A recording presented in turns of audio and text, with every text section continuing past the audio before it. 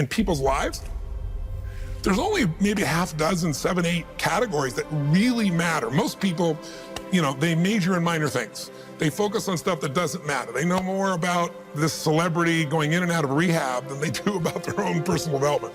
But I look at and say, if you look at your body, without that, everything else is out the door. You don't want to be richest man in the graveyard. That's not going to do it. If there is energy, if there's vitality, if there's strength, it's going to show up in your relationship. It's going to show up in your business, show up in your life. That's an area you got to master. You can't dabble. It's too important.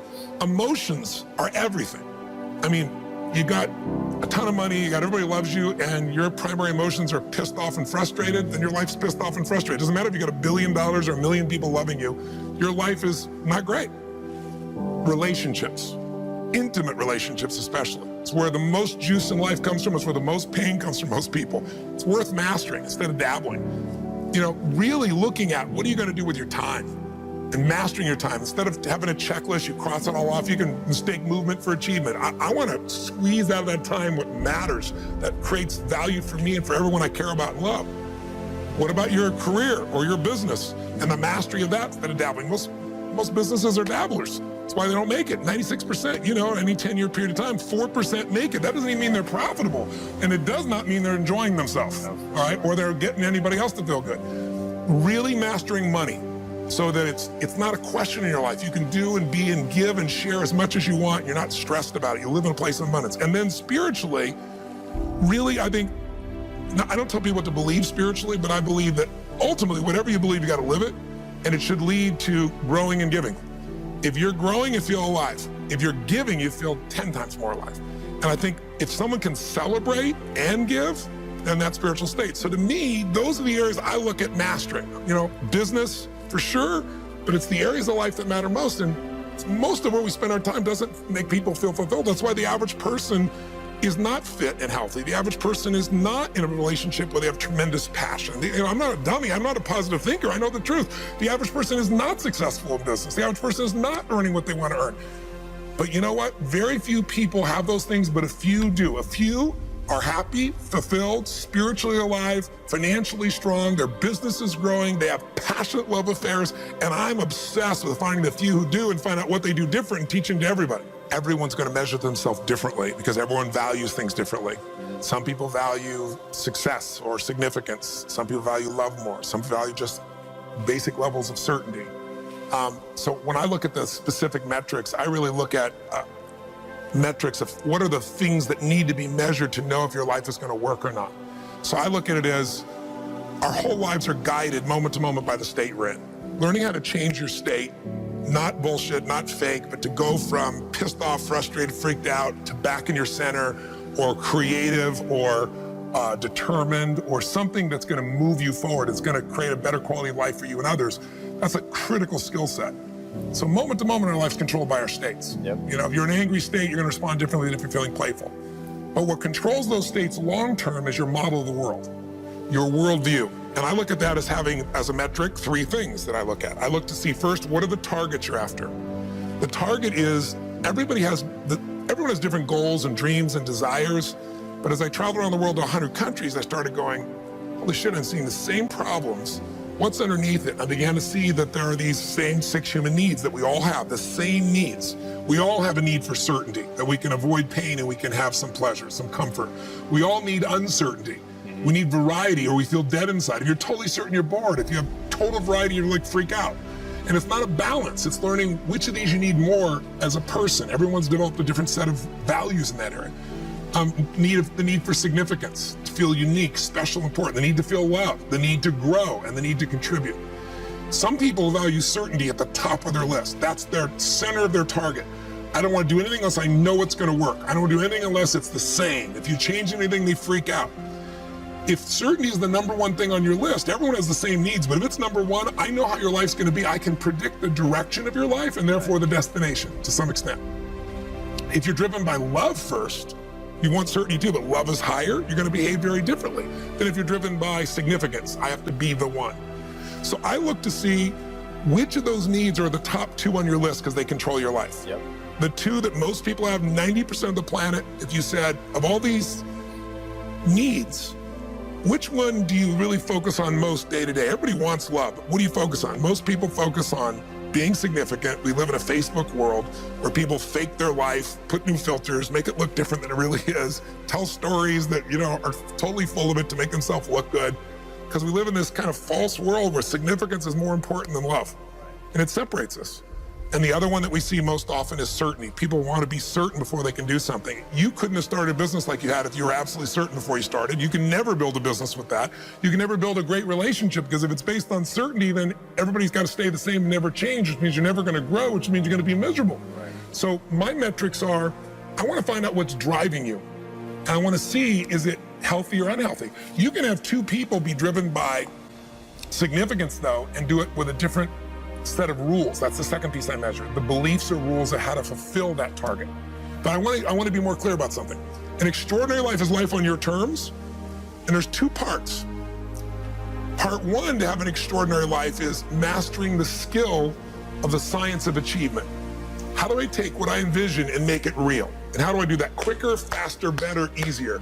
The ability to manifest what you come up with and make it real, like you've done with your company, yes, that's a skill set. I spend an unbelievable amount of time helping people do it faster, quicker, better, showing them the shortcuts, teaching them the strategies, modeling what works so you can save yourself a decade. But I would submit to you that having done this for 38 years with, 50 million people at this stage, I can tell you that the science of achievement, there are a lot of people that are damn good at that, and they still don't have an extraordinary life. They have an extraordinary life. You see it as extraordinary, but I get the phone call from the multi-billionaire who tells me he wants to do this thing on his business, but what he really find out is he's miserable as hell, and he's hoping somehow I'm going to rub off on him on that side too. Right. And so I give him what he asked for, the change in his business, but I also give him what he needs, which is the change inside of him. So the second skill is the art of fulfillment. If you want an extraordinary life, you can't just achieve, you gotta be fulfilled. As simplistic as that sounds, but it's an art. It's not a science. Sure. It's a science to making money, come on. Any age, any color, any background, any gender, if you do these things, you'll have an abundance of money. You do these things, you're gonna have too much month at the end of the money. You're gonna have financial stress, right? Body. Everyone's biochemically different, but you and I both know there's fundamental rules, laws. There's a science to the body. You violate that science, you're gonna have disease, you're gonna have low energy. You align with that, you're gonna have an abundance of energy. It's gonna affect everything in your life. It's a science. Fulfillment's not like that. Fulfillment is as different as our human beings. You wanna know what God or the universe likes? Look at the jungle, look at the forest. Right. It's diverse, right? So most people think, well, I wanna get that, because they've been modeling somebody else, and that might work on how to achieve something. It'll never work for what to fulfill you. How many people you know, like you, got what you thought you wanted, and you weren't fulfilled? Right. And that, I always tell people, success without fulfillment is the ultimate failure. The ultimate failure, because if you go at something and you fail and you're an achiever, you don't fail. You go, I learned something, I'll just try something else. Right. I'm gonna still get there. But when you succeed and you're not happy, so a perfect example of this, I mentioned in the seminar you were there because it hit me about a year and a month ago, we lost what I consider a national treasure, Robin Williams. And I asked people, how many of you love Robin Williams? Everybody raised their hand all around the world, right? He made people laugh, people were touched by him. So how good was he at the science of achievement? I mean, he wanted to be a great comedian and make the whole world laugh, he did. He wanted to have his own TV show, he did. He wanted the #1 show, he did it. He wanted to make movies, he did. He wanted to have an Academy Award for not being funny. Dramatic, and he did it, right? He did it, yeah. He said he wanted a beautiful family. He achieved everything, and he hung himself. That's crazy. And I know recently someone's saying, well, he had dementia, he had drug abuse, he had alcohol abuse most of his life because he made everybody happy but whom? Himself. That's the ultimate failure. So if I had no other message to offer your viewers, and you let me give it to them right now, I'll tell you what I believe. I believe our lives are controlled by one force, decisions. I certainly believe in force greater than myself, call it God if you will, grace, whatever you want to call it, the universe. But I also believe it gives us choices. And the decisions we make control us much more than the conditions we meet. It's not the conditions, it's your decisions. Decisions what to believe, decisions what to do, decisions what to give. I say to people, think about, look back 10 years ago, 5 years ago, 15 years ago, and think of a decision you made. That if you would have made a different decision, you'd have a totally different life today. Better or worse, I don't know, but totally different. The most important decision you can make above any on the face of the earth is deciding that no matter what happens in your life, no matter what happens, you're gonna live in a beautiful state. The decision to say, I am not going to suffer. That if suffering arises, pain's one thing, suffering's another. Suffering is when you're like, suffering could be worry, it could be anger, it could be frustration. It's anything that takes you out of a beautiful state. And here's what people don't get. You can end suffering by stop focusing on yourself and focus on something you want to serve greater than yourself. Your children, your wife, your mission, your life. You can get out of it in an instant because the nature of the human mind is to constantly compare things. Your mind, your brain is a 2 million year old device, and it is not designed to make you happy. It's designed to make you, it's designed to make you survive. Right. And that's why it's always looking for what's wrong. But it used to be what's wrong, a saber-toothed tiger, so I can protect myself. Now people are worried about what people think about them, or do they have enough money? When 2/3 of the planet lives on $2 a day, and you're making $38,000, you're rich. The poorest of the poor in our country are considered rich. That's not, I'm not saying they should stay that way. Right. But you can only build on success. My goal would have you consider something. Life is short. We don't know how short it's going to be. But if you only had a week to live, I bet you wouldn't allow yourself to suffer over a little crap that makes you crazy normally. I think you would probably spend time with those you love. You would do what you love. You'd take awe in a sunset. You'd smell the air. You would take in everything in those final moments that you possibly do. So my thing is, why wait? Right. Right? Why wait? Why not just decide that if I start to suffer, I know the solution, because suffering is me obsessing about me.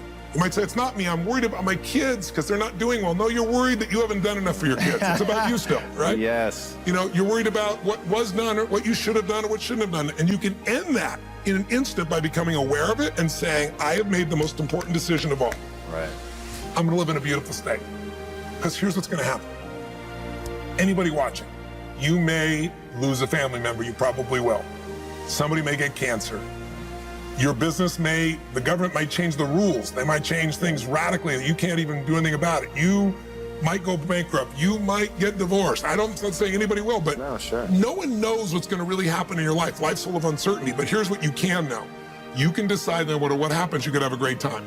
If somebody like Viktor Frankl can be locked up in Auschwitz and come out of that and experience finding joy in the middle of Auschwitz, then human beings have a capacity they've undersold themselves on. We think that the outside world determines how we feel. If people have to behave a certain way, if your husband or your wife or your kids or your coworkers or whoever, your boss, has to behave a certain way for you to be happy, and if they don't, you're unhappy, then you're always gonna be unhappy, because the more people around you, the more they're gonna change that, because they're all human, right? My invitation is, as great as it is to achieve, more important to enjoy. Right. And if you can enjoy every moment in that state, when you're feeling loving and playful and passionate and curious and awe, you treat other people 100 times better than when you're feeling frustrated, pissed off, overwhelmed, worried, stressed, or feeling sorry for yourself. Right. You're gonna be a better parent, you're gonna be a better lover, you're gonna be a better business person, you're gonna have a better life. So my soliloquy is, decide. Decide today. And actually say, what if I cut it off? What if I said, I'm not willing to settle and I'm just gonna live in a beautiful state? Doesn't mean you won't feel bad, it doesn't mean you won't stay there. You instantly change. But what the hell is success? It's hitting an expectation. And I always tell people, man, trade your expectations for appreciation, and it's a whole new world instantly. If you can appreciate this moment, if you can't find ecstasy in this moment, in a conversation with a friend and looking in your wife's eyes, being with your children, going on a run, if you can't find ecstasy now, I'm here to tell you, more money, more people, more love, more business, more anything is not going to give you more ecstasy. If you can't do it here now, you're not going to do it there when you got more. So why not do it now and have a rich life right now? I tell people, money, that's one thing. Like having financial abundance, there's skills, that's a science. But wealth, it's a decision. It's like, you can be wealthy right now. I live in Fiji a good portion of the time. There are these villagers there. They're the richest people I know. They're happy, they laugh, they love, they don't give a damn about the economics. Other people say they're poor. When I first went there, I was trying to do things for them. They're like, what are you talking about? I'm so happy. Wealthy people come over from the United States and they go travel around and try to figure out what to do, and they're gonna spend 9 years to do this and this and this so they can finally sit down and be happy. And the Fijian guy goes, why don't you sit on the beach right now, dude, and experience it? Why spend the 9 years? Why not have it now? That's my invitation.